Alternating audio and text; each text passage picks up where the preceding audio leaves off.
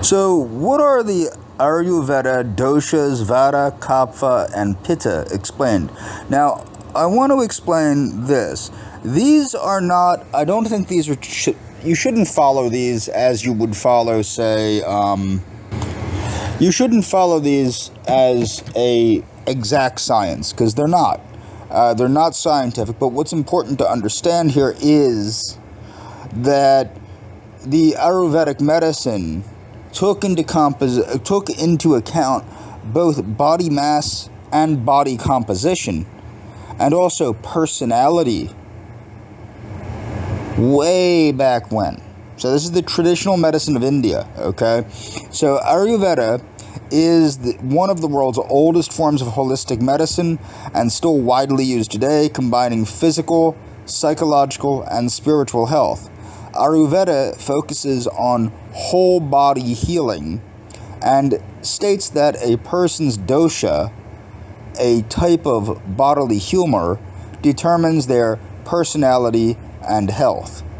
Though Ayurveda translates to, now I would say this, to say that it's a type of humor, it's not accurate. I would say that in the original sense, you could say it's an energetic, it has an energetic origin, but it's also a phenotype. It is basically just the phenotype of the person.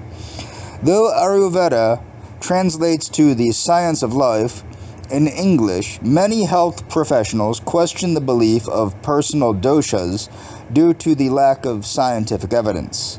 Meanwhile, proponents of Ayurveda claim that adopting, now this is why I don't agree with adopting a dosha-specific lifestyle, and that's because I think that there is generally a basic lifestyle for the human species as a whole.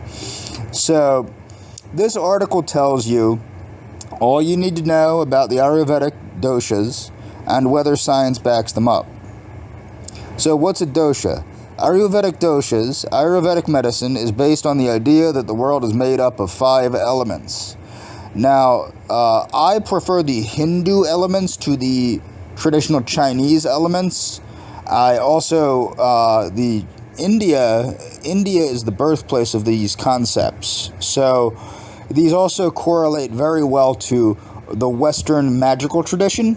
So, if you're a practitioner of alchemy, or a practitioner of, or even just a fan of C.G.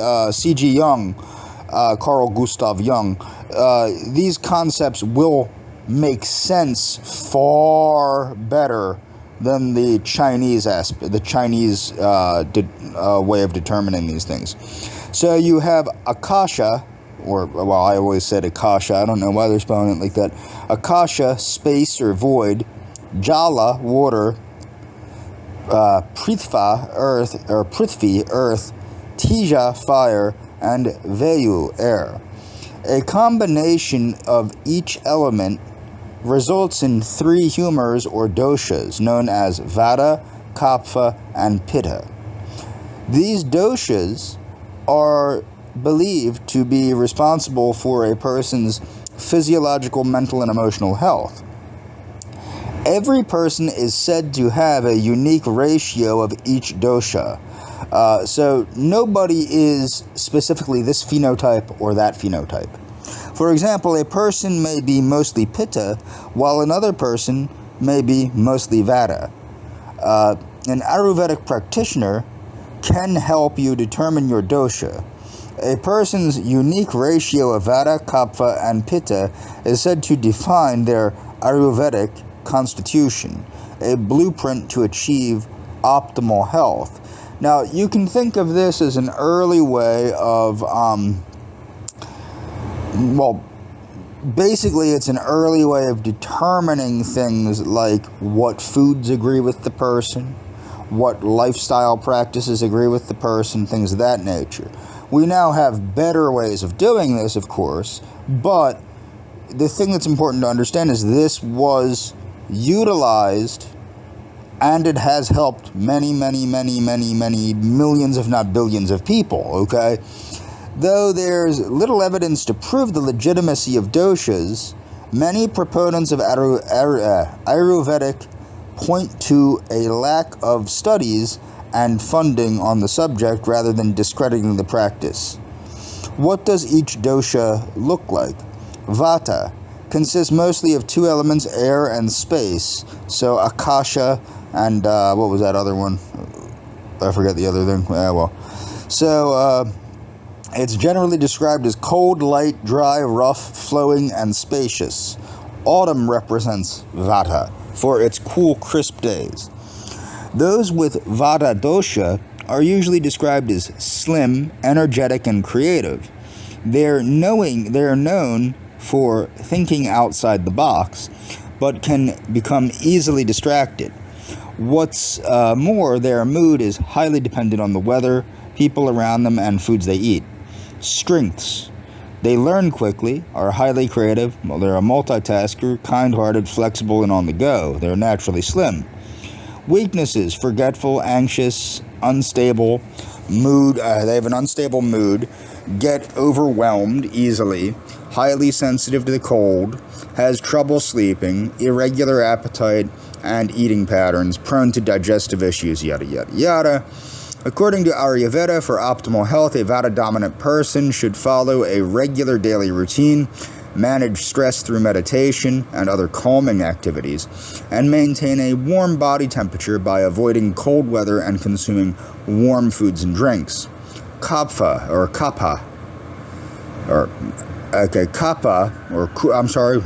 Kufa, see, I was pronouncing that one wrong, is based on earth and water. It can be described as steady, stable, heavy, slow, cold, and soft. Spring is often known as Kufa, as many parts of the world slowly exit hibernation. People with this dosha are described as strong, thick-boned, and caring. They are known for keeping things together and being a support system for others. Kufa-dominant people rarely get upset, think before acting, and go through life in a slow, deliberate manner. Strengths: they are empathetic, caring, trusting, patient, calm, wise, happy, romantic, strong bones and joints, healthy immune system. Weaknesses: slow metabolism, sluggishness, breathing issues like asthma and allergies, higher risk of heart disease, mucus buildup, susceptible to depression, needs regular motivation. Now, I'm not saying that these are scientifically accurate or medically accurate terms. Pitta, known for being associated with a tenacious personality. Now, what you will notice, though, these terms are as accurate or more accurate than those used by the DSM, okay? Pitta, known for being associated with a tenacious personality. Okay, they're usually blah, blah, blah, blah, blah, okay. So these people are well-built, typical mesomorph type people. They're intelligent, purposeful, learn quickly, self-determined, master skills, yada, yada, yada. Quick metabolism, good circulation, healthy skin and hair. They're impatient, prone to conflict, always hungry, mood swings. When hungry, prone to acne and inflammation, sensitive to hot temperatures. And we're going to move on here. Now, I've gone over this before. The body types explained. Are you an ectomorph, an endomorph, or a mesomorph? And this goes back to the scientist, the criminologist and surgeon, Cesare Lombroso, and his ideas of criminality. So 3 years ago, this person took it upon himself to radically change his diet. Okay, so this is a modern interpretation, and as with Ayurveda, these three phenotypes, just like their Ayurvedic counterparts, are utilized mostly by personal trainers and bodybuilders and things like that to determine their lifestyle. So an ectomorph is a common term at the gym, along with mesomorph and endomorph. Taken together, they represent three generalized body types or somatotypes.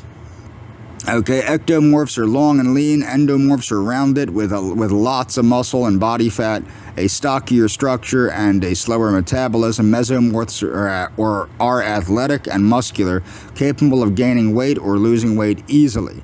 thanks to their efficient metabolisms. Body types are often discussed among bodybuilders, nutritionists, and personal trainers. How some people, or how someone is built, typically informs what someone should eat, and the exercises someone might do in order to achieve a particular physical end.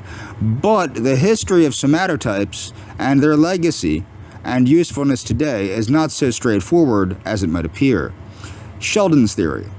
Okay, so the somatotypes are the product of William Sheldon in the 1940s, the American psychologist and physician.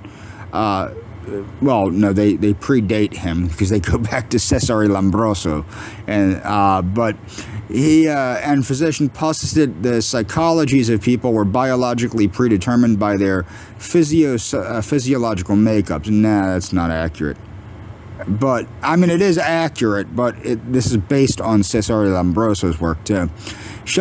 He based his assumptions, for instance, off of nude pictures of college students who thought they were being photographed for the purpose of posture correction, which would have been weird enough. He assigned personality traits to each person's shape, and from there linked someone's shape to their behavior through body type.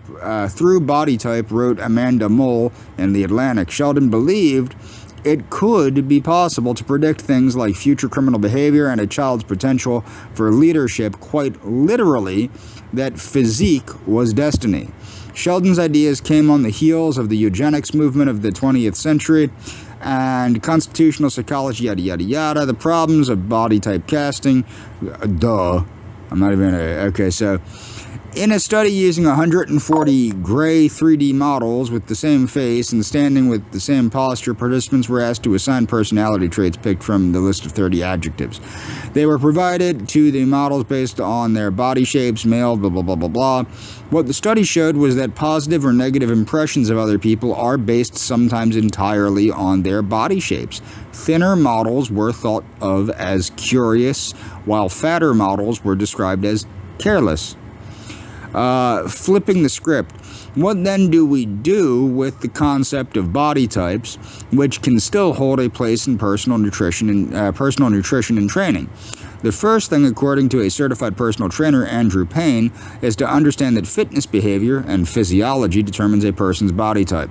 Not that a set-in-stone body type creates a person's personality or gives them an immutable set of personality traits.